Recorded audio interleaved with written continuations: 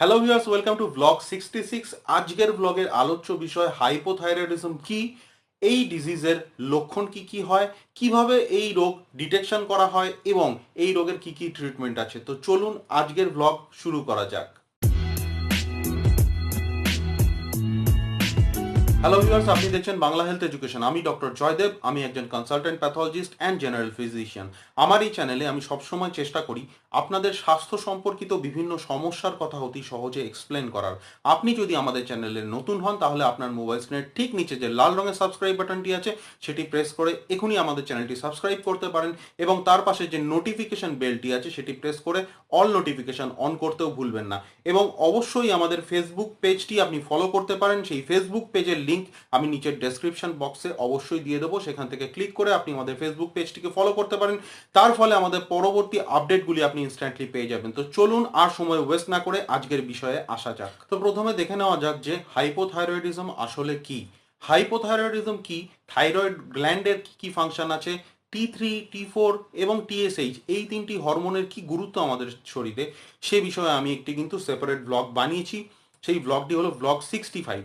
সেই ব্লগটির লিঙ্ক আমি এই ভিডিও শেষে মোবাইল স্ক্রিনে শেয়ার করে দেবো। সেই লিঙ্কে ক্লিক করে আপনি আগের ব্লগটিও দেখে নিতে পারেন। তার ফলে এই ভিডিওটি বুঝতেও কিন্তু আপনাদের অনেক সুবিধা হবে। তো চলুন আজকের বিষয়ে চলে আসা যাক। আজকের বিষয় হলো হাইপোথাইরয়েডিজম। হাইপোথাইরয়েডিজম হলো এমন একটি কন্ডিশন যেটি আমাদের দেহে তখনই ডেভেলপ করে যখন আমাদের শরীরে থাইরয়েড হরমোনের মাত্রা নর্মালের তুলনায় কমে আসে। এই থাইরয়েড হরমোন আমাদের শরীরের বিভিন্ন শারীরবৃত্তীয় প্রক্রিয়া, যেরকম আমাদের হার্টের ফাংশনিং, আমাদের ব্রেনের ডেভেলপমেন্ট, আমাদের মাস্কিউলার স্কেলেটাল সিস্টেমের ডেভেলপমেন্ট, আমাদের খাদ্যনালী বা পাচকতন্ত্রের ডেভেলপমেন্ট, এগুলোর ক্ষেত্রে কিন্তু খুবই গুরুত্বপূর্ণ রোল প্লে করে। এই থাইরয়েড হরমোন যদি নর্মালের তুলনায় কমে আসে তাহলে কিন্তু যে কোনো শারীরবৃত্তীয় প্রক্রিয়ার হারই আমাদের শরীরে কমে আসে। তো হাইপোথাইরয়েডিজম হলো এমন একটি কন্ডিশন যার মাধ্যমে আমাদের শরীরে এই থাইরয়েড হরমোনের নর্মাল লেভেল কিন্তু কমে আসে। তার ফলে কি হয়, আমাদের বিভিন্ন রকম সমস্যা হয়। কিন্তু সেই সমস্যাগুলি কি কি হয় সেটা জানার আগে আমাদের জানতে হবে যে কি কি কারণে আমাদের শরীরে হাইপোথাইরয়েডিজম হয়। এই হাইপোথাইরয়েডিজমকে প্রধানত দুটি ভাগে ভাগ করা হয়। একটি হলো প্রাইমারি হাইপোথাইরয়েডিজম এবং অপরটি হলো সেকেন্ডারি হাইপোথাইরয়েডিজম। প্রাইমারি হাইপোথাইরয়েডিজম তখনই ডেভেলপ করে যখন আমাদের থাইরয়েড গ্ল্যান্ডের কোনো ইন্টারনাল প্রবলেম থাকে। সেকেন্ডারি হাইপোথাইরয়েডিজম তখনই ডেভেলপ করে যখন আমাদের পিটুইটারি গ্ল্যান্ডের কোনো সমস্যার জন্য থাইরয়েড গ্ল্যান্ডের ফাংশন ব্যাহত হয়। তো চলুন এবার আমরা দেখে নিই একে একে যে প্রাইমারি হাইপোথাইরয়েডিজমের ভারত আছে এবং বাংলাদেশের মতো ডেভেলপিং কান্ট্রিতে কিন্তু হাইপোথাইরয়েডিজমের প্রধান কারণ হলো আয়োডিন ডেফিসিয়েন্সি। এবং ডেভেলপড কান্ট্রিতে কিন্তু এই হাইপোথাইরয়েডিজমের কারণ হচ্ছে হাশিমোটোস থাইরয়েডাইটিস। তো প্রথমে আমরা আলোচনা করে নিই যে আমাদের ডেভেলপিং কান্ট্রিতে কি কি সমস্যা, অর্থাৎ কি কি কারণে এই আয়োডিনের ডেফিসিয়েন্সি হয়েছে। আয়োডিন ডেফিসিয়েন্সির প্রধান কারণ কিন্তু হলো খাদ্য এবং জলে আয়োডিনের অভাব।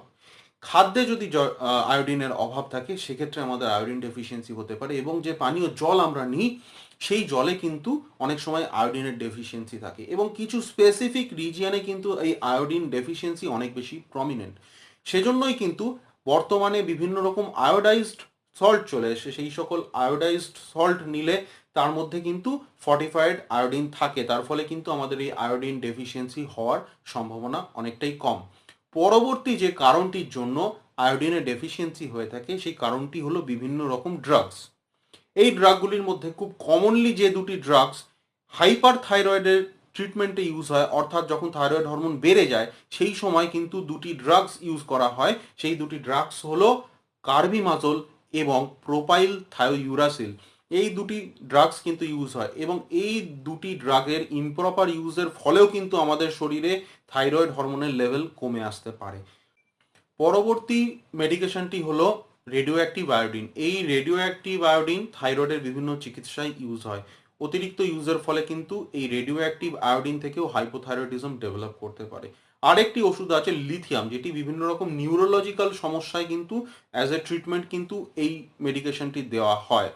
এই মেডিকেশনটি যদি ঠিকঠাকভাবে ইউজ না করা হয়, যদি এটার ইউজের সময় যদি এটার ব্লাড লেভেল মেনটেন্ড না থাকে, যদি অতিরিক্ত ইউজ করা হয়ে যায়, সেক্ষেত্রেও কিন্তু হাইপোথাইরয়েডিজম ডেভেলপ করতে পারে। এবং লাস্ট যে কারণটি সেটি হলো থাইরয়েড সার্জারি। এবার আমরা জানবো যে হাশিমোটোস থাইরয়েডাইটিস কি। হ্যাঁ, হাশিমোটো থাইরয়েডাইটিস হলো ডেভেলপড কান্ট্রিতে হাইপোথাইরয়েডিজমের একটি প্রধান কারণ। এই হাশিমোটো থাইরয়েডাইটিস হলো এক ধরনের অটোইমিউন থাইরয়েডাইটিস। অটোইমিউন ডিজিজ হচ্ছে সেই সমস্ত ডিজিজ যে ক্ষেত্রে আমাদের বডির বিভিন্ন স্ট্রাকচারের এগেনস্টে অ্যান্টিবডি আমাদের শরীরেই তৈরি হয় এবং সেই সমস্ত অ্যান্টিবডি আমাদের শরীরের বিভিন্ন স্ট্রাকচারকে অ্যাটাক করে। থাইরয়েডের ক্ষেত্রে সেই কন্ডিশনটি হলো হাশিমোটোস থাইরয়েডাইটিস। তো হাশিমোটো থাইরয়েডাইটিস হলো ডেভেলপড কান্ট্রিতে হাইপোথাইরয়েডিজমের প্রধান কারণ। সেকেন্ডারি হাইপোথাইরয়েডিজম তখনই ডেভেলপ করে যখন পিটুইটারি গ্ল্যান্ড থেকে অ্যাডিকুয়েট অ্যামাউন্টে টিএসএইচ অর্থাৎ থাইরয়েড স্টিমুলেটিং হরমোন, এই বিশেষ হরমোনটি কম পরিমাণে উৎপন্ন হয়। কি কি কন্ডিশনে ডেভেলপ করে? পিটুইটারি গ্ল্যান্ডের কোনো টিউমারের কারণে ডেভেলপ করতে পারে, পিটুইটারি গ্ল্যান্ডের কোনো ইনফেকশনের জন্য হতে পারে, অথবা সিহান সিনড্রোম বলে একটি সিনড্রোম আছে যখন প্রেগন্যান্সির পরে, প্রেগন্যান্সির ডেলিভারির সময়, স্পেশালি ডেলিভারির পরে যে অতিরিক্ত যদি ব্লিডিং হয় সেই ক্ষেত্রে পিটুইটারি গ্ল্যান্ডের মধ্যে ইনফার্কশন হতে পারে, অর্থাৎ পিটুইটারি গ্ল্যান্ডের কিছু পোর্শন নষ্ট হয়ে যেতে পারে। তার কারণে কিন্তু টিএসএইচ হরমোনের পরিমাণ কমতে পারে এবং ফলস্বরূপ থাইরয়েড গ্ল্যান্ড থেকে অ্যাডিকুয়েট পরিমাণে থাইরয়েড হরমোন উৎপন্ন। তো এখন আমরা চলে এসেছি এই ভিডিওর সব থেকে ইম্পর্টেন্ট পার্টটাতে, যেখানে আমি আলোচনা করব যে হাইপোথাইরয়েডিজম হলে কি কি সাইন সিমটম দেখা যায়, অর্থাৎ কি কি সাইন সিমটম থাকলে এটা বোঝা যাবে যে এই পেশেন্টের হাইপোথাইরয়েডিজম থাকতে পারে। তার মধ্যে সব থেকে প্রথমেই এবং সব থেকে কমন যে সিমটমটি থাকে সেটি হলো ড্রাই স্কিন। অর্থাৎ নর্মালি আমরা জানি আমাদের স্কিনের বাইরের অংশে কিন্তু একটা তৈলাক্ত ভাব থাকে কমনলি। যদি কোনো মানুষের দেখা যায় যে হঠাৎ করে স্কিন অনেক বেশি ড্রাই হয়ে গেছে, অর্থাৎ অনেক বেশি খসখস করে, সেটি কিন্তু একটি হাইপোথাইরয়েডিজমের সাইন হতে পারে। পরবর্তী খুব গুরুত্বপূর্ণ একটি সিমটম হলো ওয়েট গেইন, অর্থাৎ কোনো কারণ ছাড়াই যদি কোনো ব্যক্তির দেখা যায় যে তার শরীরের ওজন ক্রমশ বেড়ে যাচ্ছে, সেটি কিন্তু হাইপোথাইরয়েডিজমের একটি সিমটম হতে পারে। এছাড়াও হাইপোথাইরয়েডিজমের ক্ষেত্রে দেখা যায় যে ব্যক্তির হেয়ার লস অনেক বেশি হয়, অর্থাৎ তার চুল পড়ে যেতে থাকে, এটিও কিন্তু হাইপোথাইরয়েডিজমের একটি সিমটম। হঠাৎ করেই ফ্যাটিগ হওয়া অর্থাৎ দুর্বলতা অনুভব করা, এটিও কিন্তু হাইপোথাইরয়েডিজমের একটি ফিচার হতে পারে। এছাড়াও ইডিমা বা ফ্লুইড রিটেনশন, সেটিও কিন্তু হাইপোথাইরয়েডিজমের একটি ফিচার। এই ফ্লুইড রিটেনশন শরীরের বিভিন্ন পার্টে হতে পারে, হাতে পায়ে হতে পারে এবং অনেক ক্ষেত্রে দেখা যায় যে বুকের মধ্যে জমতে পারে, তাকে বলা হয় প্লুরাল ইফিউশন, পেটের মধ্যে জমতে পারে যাকে বলা হয় অ্যাসাইটিস। পরবর্তী হাইপোথাইরয়েডিজমের সিমটমটি হলো অ্যামিনোরিয়া, অর্থাৎ মহিলাদের ক্ষেত্রে হঠাৎ করে যদি পিরিয়ড বন্ধ হয়ে যায় সেটি কিন্তু হাইপোথাইরয়েডিজমের একটি ফিচার হতে পারে। হ্যাঁ, আমি যে সিমটমগুলি নিয়ে কথা বলছি সেগুলি যে শুধুমাত্র হাইপোথাইরয়েডিজমেই হয় এমন নয়, সেগুলি কিন্তু অন্যান্য অনেক কন্ডিশনেই ডেভেলপ করতে পারে। সেটা কিন্তু ডক্টরের কাজ, সেটা ডক্টর ডিসাইড করবেন সেই পেশেন্টকে ক্লিনিক্যালি এক্সামিন করে বিভিন্ন রকম ইনভেস্টিগেশনের মাধ্যমে যে এই ধরনের ফিচারগুলি হাইপোথাইরয়েডিজমের জন্যই ডেভেলপ করছে নাকি অন্য কোনো কারণে ডেভেলপ করছে। তো চলে আসি আবার টপিকে। পরবর্তী যে সিমটমটি আছে সেটি হলো কিন্তু কনস্টিপেশন। হাইপোথাইরয়েডিজমের ক্ষেত্রে যেহেতু থাইরয়েড হরমোন কম পরিমাণে উৎপন্ন হয়, তার জন্যই কিন্তু বাউল মুভমেন্ট বা পেরিস্টলসিস কমে আসে। তার ফলে মানুষের ক্ষেত্রে দেখা যায়, বিভিন্ন মানুষের ক্ষেত্রে কিন্তু দেখা যায় যে হাইপোথাইরয়েডিজমের জন্য কনস্টিপেশন ধীরে ধীরে ডেভেলপ করছে। এছাড়াও ডিপ্রেশন বা মানসিক অবসাদ, এটিও কিন্তু হাইপোথাইরয়েডিজমের একটি ফিচার হতে পারে। এখন আমরা জানবো যে এই হাইপোথাইরয়েডিজমের ডায়াগনোসিস কিভাবে করা হয়, অর্থাৎ হাইপোথাইরয়েডিজম কিভাবে ডিটেক্ট করা হয়। এই ডিটেকশনের জন্য যে তিনটি হরমোন মেইনলি টেস্ট করা হয় সেটি হলো টিএসএইচ, টি3 এবং টি4। এই তিনটি হরমোন টেস্ট করেই কিন্তু বোঝা যায় যে হাইপোথাইরয়েডিজম আছে কিনা এবং থাকলেও সেটি প্রাইমারি হাইপোথাইরয়েডিজম নাকি সেকেন্ডারি হাইপোথাইরয়েডিজম। প্রাইমারি হাইপোথাইরয়েডিজম অর্থাৎ থাইরয়েড গ্ল্যান্ডের কোনো প্রবলেমের জন্য যদি হাইপোথাইরয়েডিজম ডেভেলপ করে, সেই ক্ষেত্রে দেখা যায় যে টি3 এবং টি4 হরমোনের লেভেল কমে গেছে এবং টিএসএইচ হরমোনের লেভেল বেড়ে গেছে। এই টিএসএইচ বেড়ে যায় কারণ যেহেতু বডিতে টি3 এবং টি4 কমে, তার জন্য একটি ফিডব্যাক ফ্যাক্টরস যায়, একটি ফিডব্যাক স্টিমুলেশন হয় এবং ফিডব্যাক স্টিমুলেশনের জন্য কিন্তু টিএসএইচ হরমোনের প্রোডাকশন বেড়ে যায় পিটুইটারি থেকে। তার ফলে কি হয় যে প্রাইমারি হাইপোথাইরয়েডিজমের ক্ষেত্রে টি3 টি4 কমে আসে এবং টিএসএইচ বেড়ে যায়। সেকেন্ডারি হাইপোথাইরয়েডিজমের ক্ষেত্রে যেহেতু পিটুইটারি গ্ল্যান্ডের কোনো ফল্টের কারণে হচ্ছে, সেই ক্ষেত্রে কিন্তু টি3 কমে আসে, টি4 কমে আসে এবং অ্যাট এ টাইম কিন্তু টিএসএইচ হরমোনের লেভেলও নর্মালের থেকে কম থাকে। এখন আমরা জানবো যে হাইপোথাইরয়েডিজমের কি কি ট্রিটমেন্ট অপশন আমাদের কাছে আছে।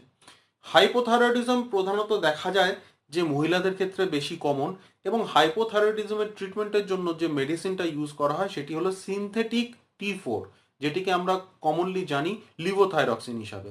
এই লিভোথাইরক্সিন আসলে হলো সিনথেটিক T4, অর্থাৎ আমাদের শরীরের বাইরে প্রডিউস করা হয় এবং সেটি আমাদের শরীরে নেওয়া হয়।